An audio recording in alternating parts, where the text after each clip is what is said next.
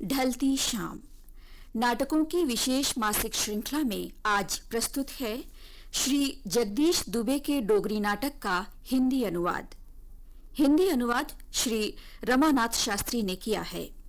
तो सुनिए नाटक ढलती शाम।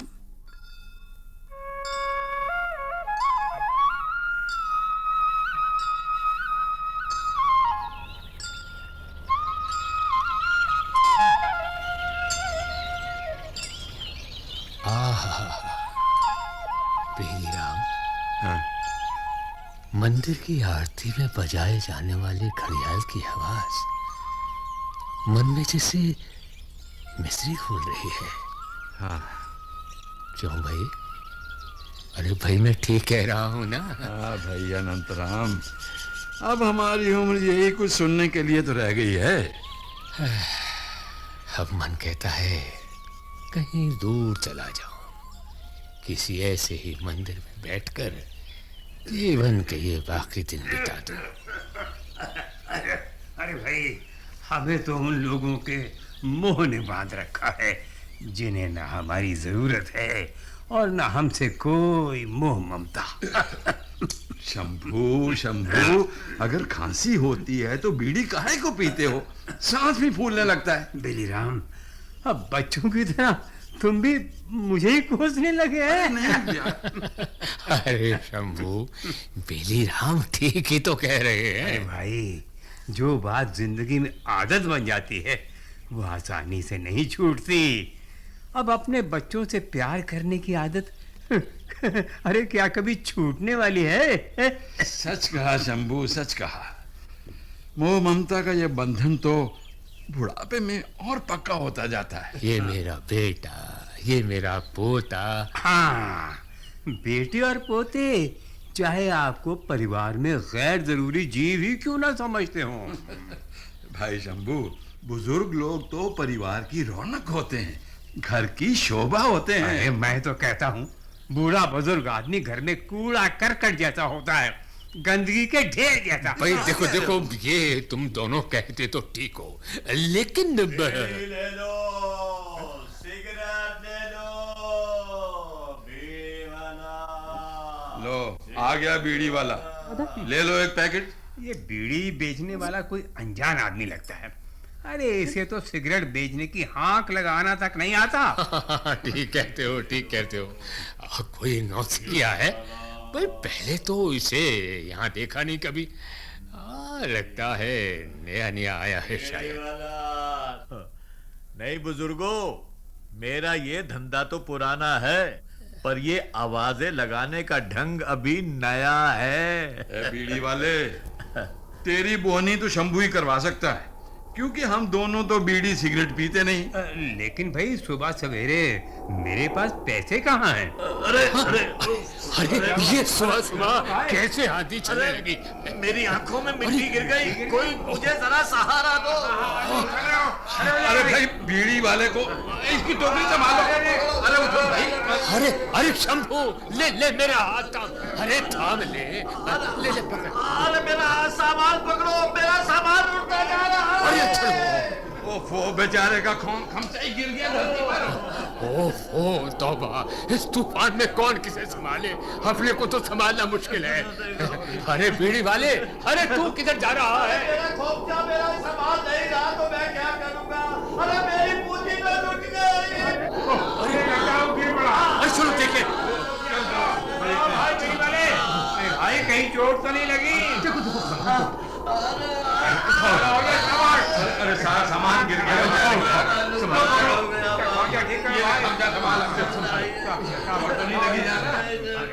चल ठीक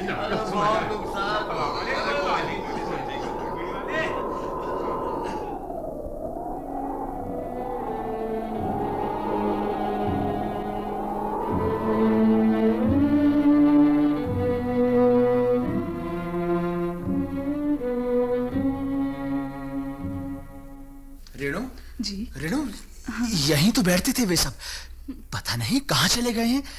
विनोद, हाँ उधर सामने देखो, अब 3-4 आदमी हैं वहाँ। हाँ। शायद हमारे पिताजी भी उन्हीं में हो। पिताजी, पिताजी, पिताजी, पिताजी, पिताजी। पिताजी।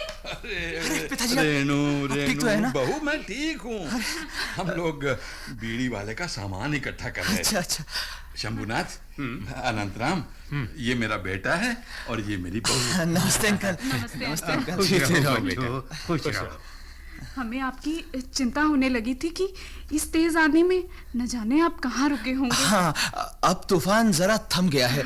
चलिए ना पिताजी, क्या बताइए फिर जोर ना पकड़ ले। बेटा विनोद, ऐसा तूफान थोड़ी देर के लिए ही आता है, लेकिन अपने साथ सब कुछ उड़ा ले जाता है। हाँ अनंतराम, हम भी अब किसी तूफान के ही आने का इंतजार कर रहे हैं।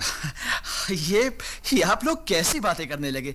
आप सब लोग हमारे साथ चलें, चाय नाश्ता वहीं कीजिएगा। हाँ? हाँ अंकल, इस आंधी में हम आपको यहाँ थोड़े ही छोड़ जाएंगे। और क्या? चलो भाई, जी। आज सब लोग मेरे घर चाय इकट्ठी पियेंगे। भाई, लेकिन वो हमारे घर वाले भी तो परेशान हो रहे होंगे। अनंत अंकल, घर पहुंचते ही हम उन्हें टेलीफोन कर देंगे। बिल्कुल। है ना? अरे अनंतराम, हमारे घर में हमारी चिंता करने वाला कौन है भाई? अरे चिंता होती तो कोई इनकी तरह हमारी भी खबर लेने ना आता है। अरे अंकल, आप लोग क्या सोचने लगे? चलिए। चलिए अंकल, चलो। आइए आइए पिताजी, आइए ना अंकल, आइए। मेरे दोस्तों को गोभी के पकौड़े भी खिलाने पड़ेंगे। पिताजी सब तैयारी है, आप चलिए तो सही।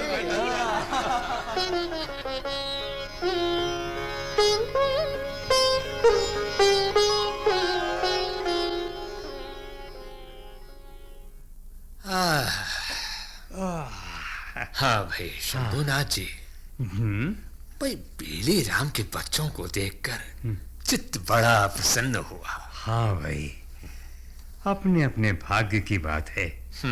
जानते हो, मैंने घर लौटकर जब बेलीराम के बच्चों के बारे में बताया तो उन्होंने क्या कहा?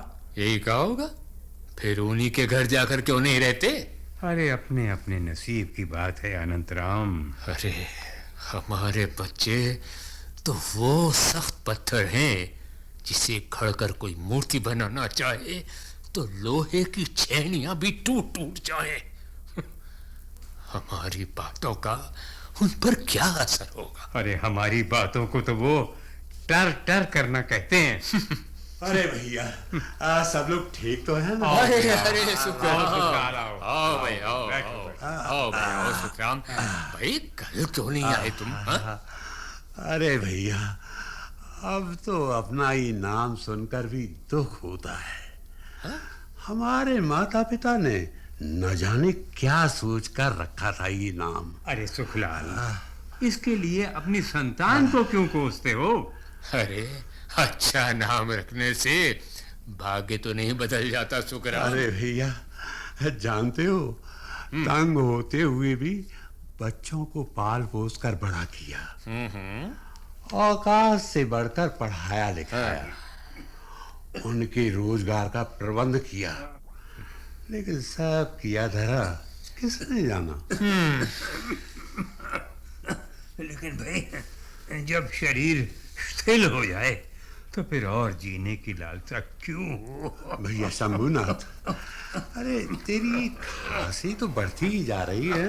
बीड़ी वाला, अरे सिगरेट वाला। अरे वो बीड़ी वाले, भाई एक बीड़ी का बंडल दे जाना है। जी जी, देता हूँ भैया जी। कुछ थके से लगते हो, बैठ जाओ भैया, थोड़ा आराम कर लो। अजीब, सुबह सुबह ही आराम करने लगूं तो शाम तक मेरा क्या हाल होगा? भैया, हमारा भी तो ये त्रिकाल संध्या का ही समय है। रोशनी घटती जाती है और अंधेरा घिरता आता है। समय की गति ही ऐसी है सुखलाल। भैया, तुम ये सिगरेट बीड़ी का खोंचा उठाए सारा दिन घूमते हो, कितने पैसे कमा लेते हो? बस अपने पेट लायक कमा लेता हूँ, ज्यादा नहीं घूमता। अब पैसा जोड़ने की लालसा नहीं रही। पहले जो जोड़ा था वो सब लुटा बैठा। अरे भैया, पैसा तो आदमी का कौड़ी दाम नहीं डालता। भैया जी, हाँ? पैसे से मिलने वाली कीमत तो फर्जी कीमत होती है। पैसा आता है तो सुख देता है, लेकिन जब जाता है तो बहुत दुखी करता है, बहुत दुखी करता है। बेटी ले लो। देखा भैया सुखलाल, ये बेचारा भी कोई हम जैसा ही दुखी है। हाँ भैया, एक बात है, गुरु नानक देव संसार का मर्म पहचानते थे। हाँ। तभी तो कह गए, नानक दुखिया सब संसार। शंभुनाथ भैया, ये बीड़ी बेचने वाला भी बातें मर्म को छूने वाली करता है। अरे अनंतराम जी, क्या बात है, तुम इस तरह चुप क्यों हो गए? मैं अपने परिवार की सोच रहा था। कैसी अजीब बात है, हम जिनके लिए सुखमय जीवन की दुआएं करते रहते हैं, वो हमारे दिन गिनते रहते हैं। भैया, एक बात समझ में नहीं आती, बच्चों को अपने बूढ़े माता पिता इतने बोझिल क्यों लगने लगते हैं? यहाँ बैठे बैठे क्या बेसिर पैर की बातें कर रहे हो तुम लोग? अरे चलो उठो, टहलने आए हैं, ताजी हवा लेनी है। चलो राम, बिल्कुल ठीक कहा भाई। आज 5 चक्कर लगाने हैं। हाँ, पूरे पास, पूरे पक्का। चलो भाई, चलो आओ भाई सुखलाल, आओ।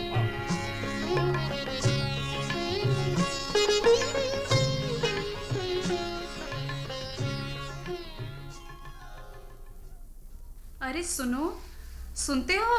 पूजा कर रही हो तो आवाज क्यों लगाती हो? पता है, पिताजी आज सैर के लिए भी नहीं गए। हाँ? रात को भी उनकी तबीयत ठीक नहीं थी। जाकर जरा देखो तो। लेकिन तुमने मुझे रात को क्यों नहीं बताया? पिताजी ने मुझे मना किया था। वैसे मैंने रात को उन्हें दवाई दे दी थी। विनोद, पिताजी आप- पिताजी, बेटे मैं ठीक हूँ, तुम लोग चिंता न करो। पिताजी, अरे बेटा, इस बूढ़े शरीर को अब कहाँ तक संभालते रहें, इसे तो अब जाना ही है। नहीं पिताजी, आप ऐसी बातें क्यों करते हैं? पिताजी, आपका सहारा है हमें। आप ये निराशा की बातें मत किया करें, फिर हमें बेटा कौन कहेगा? हाँ पिताजी। सच को अनदेखा भी कैसे करें बेटा? तुम्हारे मनोरथ कहाँ पूरे कर सका हूँ मैं? पिताजी, पिताजी, ईश्वर को हमने नहीं देखा है, लेकिन हम आपको हमेशा ईश्वर के रूप में देखते आए हाँ हैं। पिताजी। रेणु, लोगों की हालत देख रहा हूँ मैं, मन में यही सोचता था कि न जाने मेरे जीवन की ये संध्या कैसे कटेगी। लेकिन तुम लोगों ने जैसी मेरी सेवा की है वो हम तो कहाँ कर सके हैं आपकी सेवा पिताजी। बेटे, मैंने ऐसे अभागे लोग भी देखे हैं जिन्होंने अपने माता पिता को बेसहारा करके घर से बाहर निकाल दिया। पता है पिताजी, ऐसे ही लोगों को नरक की यातनाएं मिलती हैं। ईश्वर ना करे हमसे ऐसा पाप हो। नहीं मेरे बच्चों, नहीं, तुम में कलयुगी संस्कार नहीं है। तुम लोग तो मानव धर्म को अच्छी तरह जानने वाले हो। पिताजी, परिवार में सुख शांति हो तो गरीबी में भी संतोष बना रहता है और जीवन सुखी रहता है। तुम भाग्यशाली हो विनोद, जो तुम्हें रेणु जैसी जीवन संगनी मिली है। पिताजी, इसमें भी तो आपका ही पूरा योगदान है। अच्छा पिताजी, आप आराम से बैठकर अखबार पढ़िए। अच्छा और हाँ रेणु, जी तुम पूजा निपटा कर नाश्ता तैयार कर दो। हाँ। हाँ? मुझे भी ऑफिस निकलना है। हाँ, अभी बनाती हूँ। हाँ।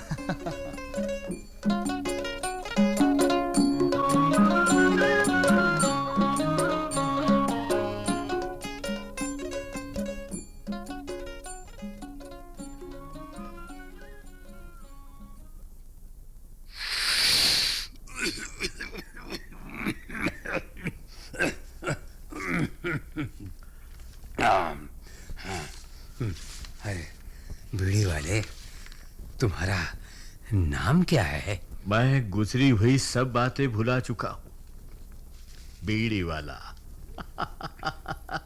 ये नाम क्या बुरा है। लेकिन भाई, हमें तो कुछ भी नहीं भूला। बचपन से लेकर अब तक की एक एक बात याद है। और आज जो ये सांस फूलने का कष्ट हो रहा है और तन पर मैले बदबूदार कपड़े पहनने की ये मजबूरी। जानते हो बीड़ी वाले, मेरा लड़का एक दिन क्या बोला, अब रोज आपको धो धो कर कपड़े कौन पहनाए, हमसे ये नहीं होगा। आपको यहाँ कष्ट उठाना पड़ता है तो कहीं और बसेरा ढूंढ लीजिए। भैया जी, वो बदनसीब हैं, वो ठंडी छाया देने वाले वृक्ष को नहीं पहचानते। अरे भाई, पेंशन लाने के 2 दिन पहले और 2 दिन बाद तक वो लोग बड़े सेवा भाव वाले बन जाते हैं और उसके बाद तू कौन और मैं कौन। और भैया, मैं अगले महीने की पेंशन मिलने तक अपने ही घर में बिन बुलाया मेहमान बन जाता हूँ। अब मैं क्या बताऊं बाबूजी, एक बार मैं बीमार हुआ तो घर वालों ने अस्पताल में दाखिल करवा दिया और किसी बाहर वाले को कहने लगे तुम जरा इन्हें भी देखते रहना। घर के लोग तो जैसे अपना कर्तव्य निभाकर सुरखरू हो गए। बड़े स्वार्थी और चालाक निकले सब के सब लोग। पहले सेवा का ढोंग रचाकर मेरे पास जो जमा पूंजी थी हथिया ली, फिर सब भाई अलग अलग होकर रहने लगे। अब बीमार बाप बेचारा कहां जाए, कोई उसे अपने साथ रखने को तैयार नहीं हुआ। अरे भाई, यही है ना कलयुगी संस्कार, और हम लोग हैं पुराने विचारों के। भैया जी, विचार पुराने हो या नए, बूढ़े बाप को कोई अपने साथ रखने को राजी नहीं। अरे इसीलिए तो हम जैसे बूढ़े जब मिले, जितना मिले उसी पर संतोष कर लेते हैं। भैया जी, जब तक शादी के इस माया जाल में नहीं बंधे थे तब तक मौज में थे। कष्ट की कोपले तो बाद में फूटने लगती। सच कहा तुमने बीड़ी वाले, लड़के ब्याह हो जाने के बाद ही बदलने लगते हैं। बाबूजी, कोई ग्राहक है, बुला रहा है। हाँ, मैं जाता हूं। जाओ भाई जाओ। लेकिन बीड़ी वाले, सारा कसूर उस बेगानी लड़की का ही कैसे हो सकता है। अरे अपनी मुर्गी ठीक हो तो दूसरों के घर में जाकर अंडे क्यों देगी।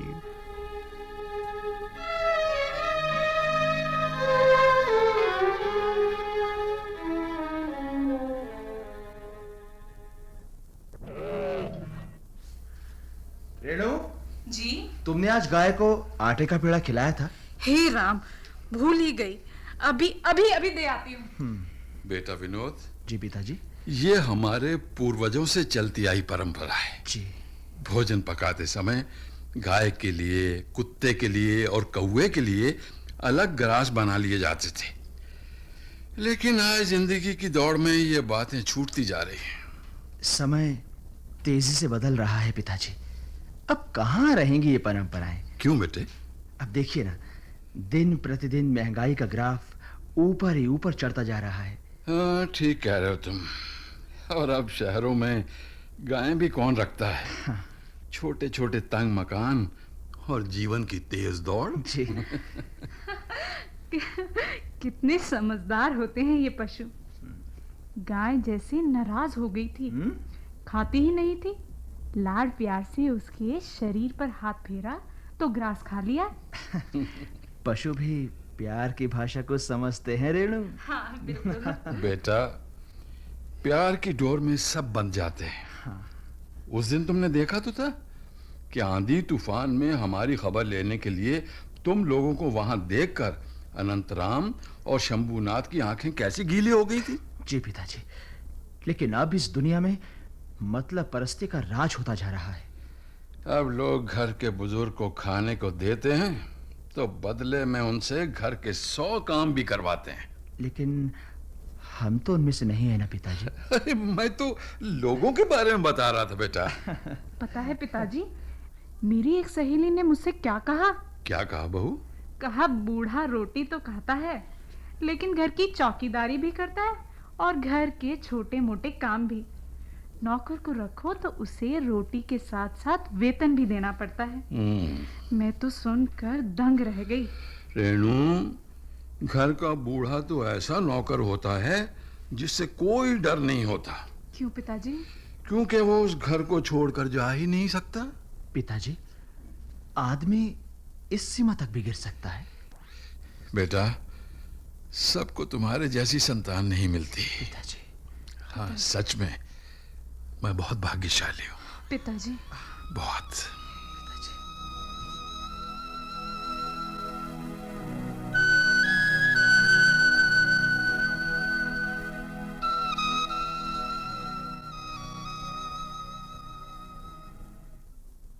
हमारे शंभूनाथ की जीवन यात्रा समाप्त हो गई। शरीर पंच तत्व में मिल गया।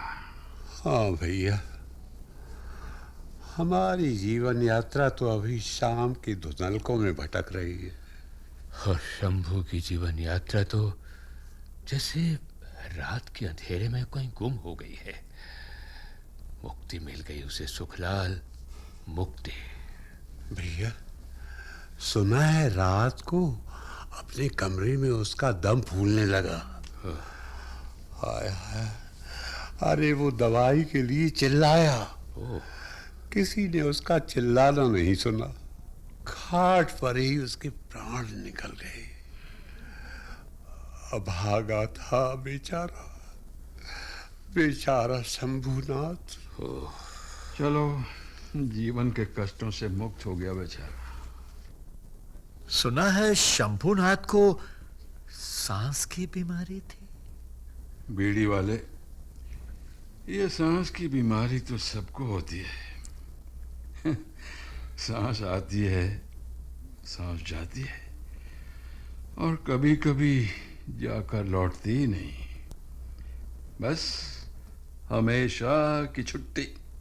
हाँ भाई, जीवन की यही इतनी सी कहानी है। शाम ढलने लगी है, अब हमें लौटना चाहिए। हाँ भाई लोगों,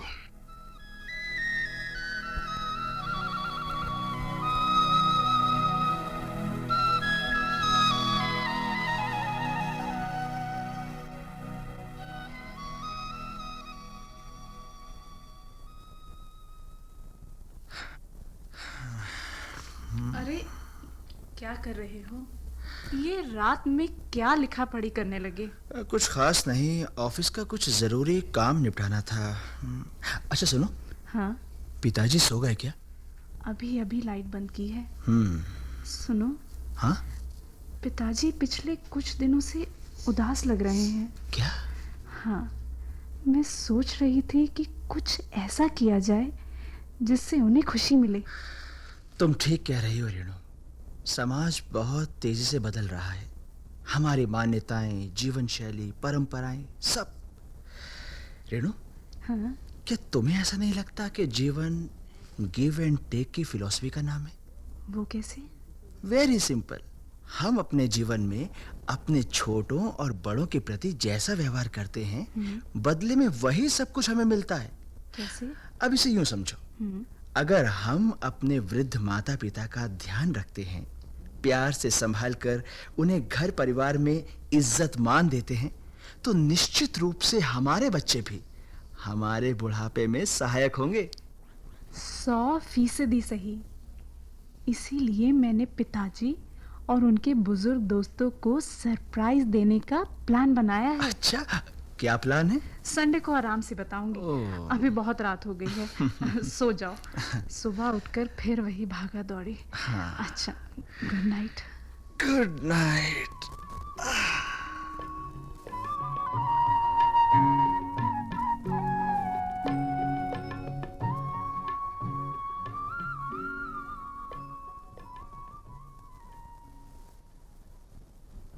आओ दोस्तों, यहाँ बैठते हैं इस तालाब के किनारे।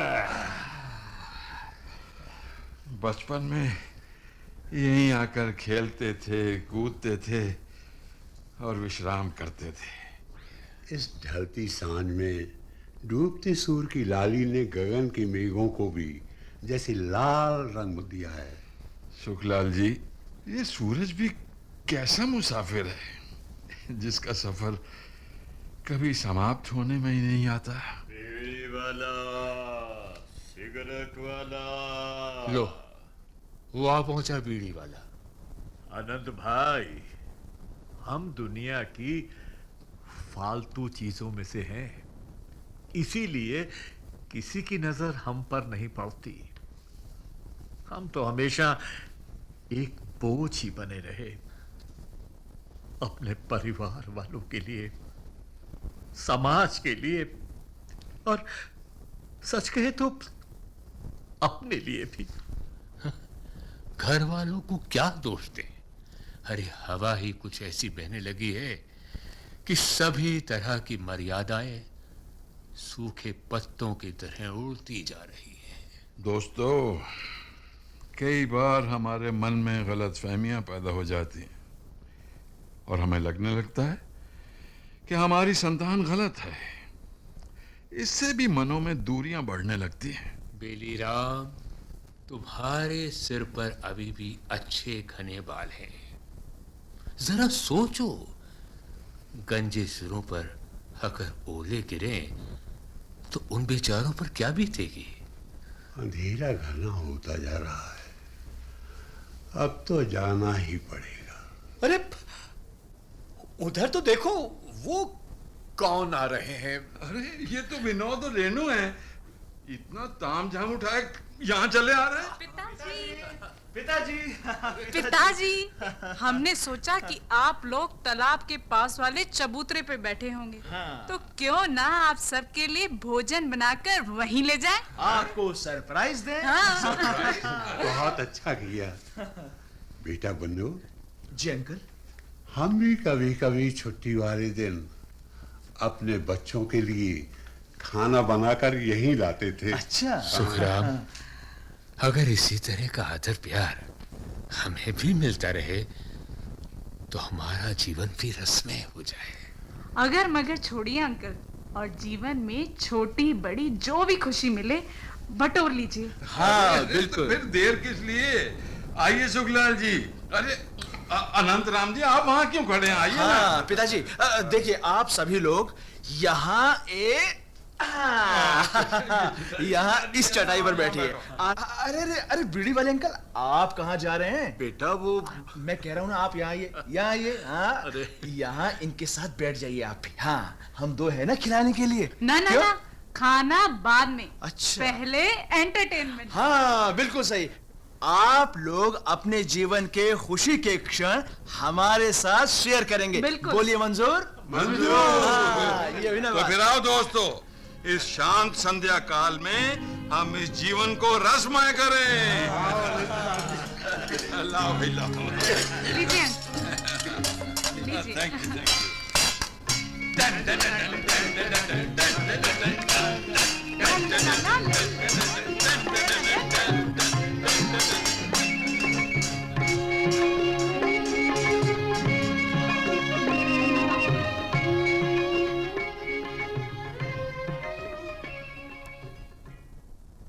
ढलती शाम नाटकों की विशेष मासिक श्रृंखला में अभी आप श्री जगदीश दुबे के डोगरी नाटक का हिंदी अनुवाद सुन रहे थे। हिंदी अनुवाद श्री रमानाथ शास्त्री के द्वारा किया गया। नाटक के निर्देशक थे सुदर्शन कुमार और प्रस्तुति सहायिका विजय लक्ष्मी शर्मा। नाटक में भाग लेने वाले कलाकार थे श्याम अरोड़ा, टी.आर. मेहता, राजेंद्र वर्मा, सतीश कक्कड़, प्रवीण शर्मा, रितु शर्मा और कीमती आनंद। ये नाटक केंद्रीय नाटक एकांश द्वारा तैयार किया गया और आकाशवाणी के दिल्ली केंद्र से प्रसारित किया गया।